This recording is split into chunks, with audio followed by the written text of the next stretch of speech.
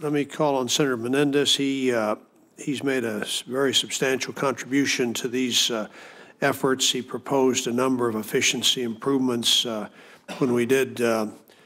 We were considering a sell of this last year, and many of these are included in the consensus agreements that are incorporated in these bills. So thank you for your leadership on this, Bob, and you go right ahead. Thank you, Mr. Chairman. Let me thank you and the ranking member for holding this hearing to improve energy efficiency standards for consumer products, which in my mind, I think some of the best energy that we can create is the one we don't use in terms of both cost for consumers, the consequences in terms of energy usage and reducing pollution. So I'm proud I've worked with both of you on the National Energy Efficiency Enhancement Act, and glad we're able to include language similar to an amendment I offered last year authorizing the Department of Energy to use multiple metrics when establishing energy efficiency standards. And I'm particularly grateful for the opportunity to consider two bills that I introduced, the Green Gaming Act and the Energy Efficiency Products Act. I'm pleased to have worked on the Green Gaming Act with all the major console manufacturers, Nintendo, Sony, Microsoft, as well as the Entertainment Software Association and the National Resources Defense Council to develop the legislation.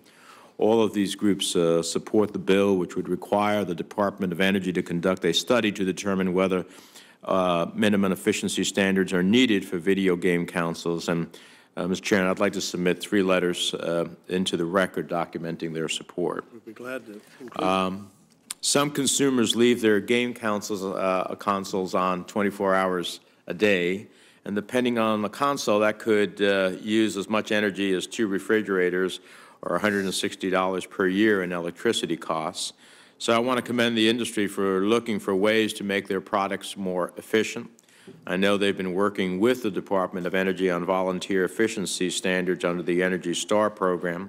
Voluntary standards may well be enough, but the legislation would ensure that the department considers whether mandatory minimum standards are also needed.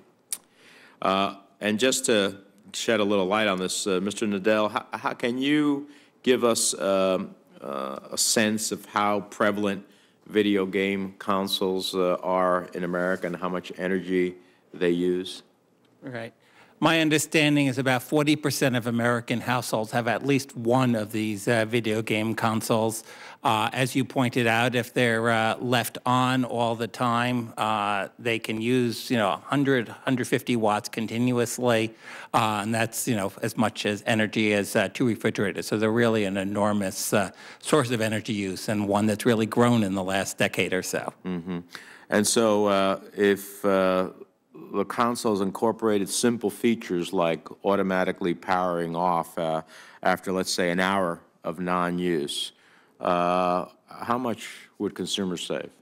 Right. I mean, you mentioned a few minutes ago that if left on all the time, they can use $160 of electricity each year. If you can power off when not in use, that could save a good 100 of that. So more than 50% savings. So I hope that that's an effort in which we're working with the industry to try to get to certain standards that both can can help consumers save money as well as save energy. And I think the study puts us in a direction in which we can get, what is the best way in which to achieve that goal. I think is the next best step.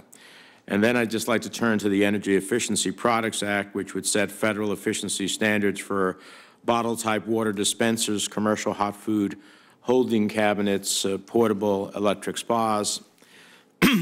We had thought of naming the bill the Hot Food, Hot Tub, Cold Water Act, but that seemed a little unwieldy. So this bill proposes to make national the standards that several states have adopted for these products and thus end the regulatory patchwork currently facing manufacturers.